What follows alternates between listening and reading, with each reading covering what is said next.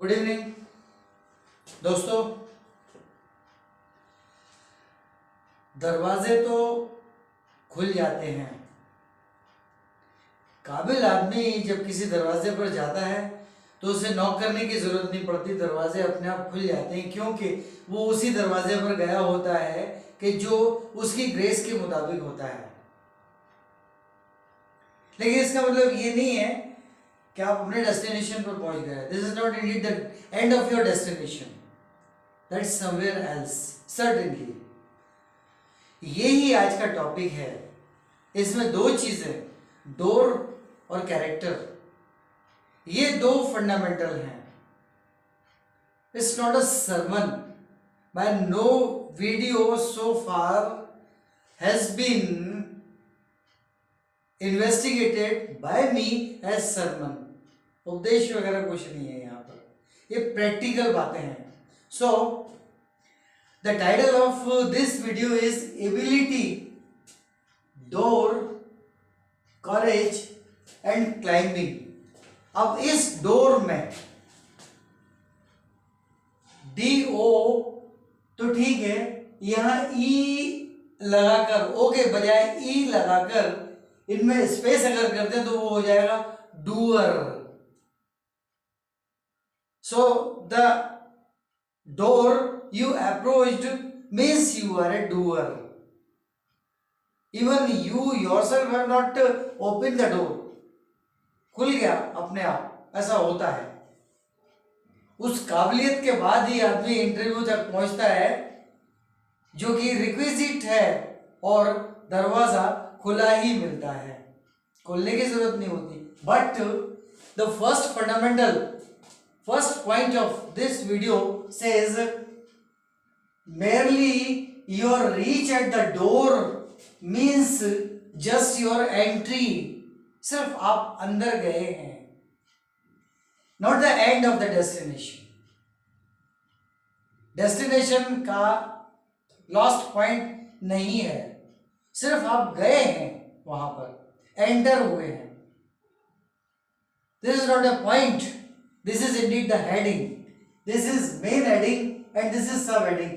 merely your reach at the door means just your entry, not the end of your destination. आपका destination ये नहीं है। हो सकता है कि जो जिस डोर पर आप गए हैं, जिस अप्रोच के लिए आप गए हैं, उससे पहले ही आपके हाथ में उससे बड़ा प्रोस्पेक्ट हो, उससे बड़ा प्रोजेक्ट हो, and you have approached that door and entered it just for the sake of investigating whether this offer is better or my previous offer is better, which is already in my hand. So merely your reach at the door means just your entry, not the end of your destination. Now comes to the internal structure, which is composed of 5 points. Number 1, prioritize your character. Character में दो बातें हैं। Number 1, आप जो कर रहे हैं, और नंबर 2, जो कि आपका अंदर इंट्रिंसिक पर्सन बाय नेचर है, and that has to be well characterised. Character का मतलब, वो जनरली लोग समझते हैं कि कैरेक्टर नहीं है तो कुछ और कह देते हैं।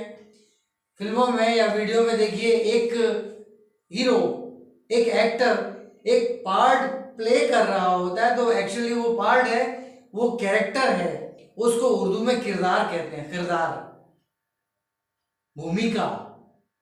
तो वो भूमिका जो है, that depends upon your character, that's straightway associated to your character.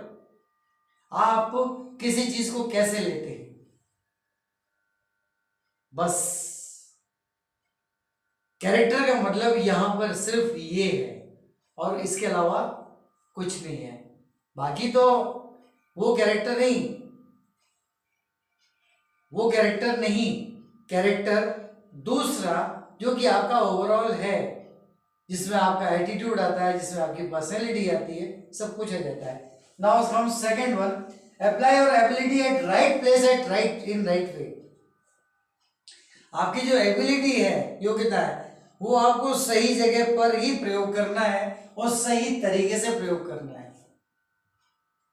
Second, apply your ability at right place in right way, सही तरीके में यूज करना, सही तरीके से। इसके बारे में ज्यादा कुछ कहने की मुझे जरूरत नहीं है। Third one, it's good to be afraid, डरना जरूरी है। फूल्स आर जनरली फेयरलेस, जो बेवकूफ है, मूर्ख है, जो अदरवाइज है। एक बार मैंने पहले वीडियो में some folks are wise and some are otherwise, किसी को मूर्ख कहने के लिए बहुत अच्छा वर्ड जो मैं ऑलरेडी बता चुका हूं। तो जो बेवकूफ है उसको डरने की किसी से जरूरत ही नहीं, उसे मालूम है कि मेरा ज्यादातर जगहों पे बंटाधार है, तो डरूं किस बात से। जो मिल गया उसी को मुकद्दर समझ लिया, जो खो गया मैं उसको भुलाता चला गया।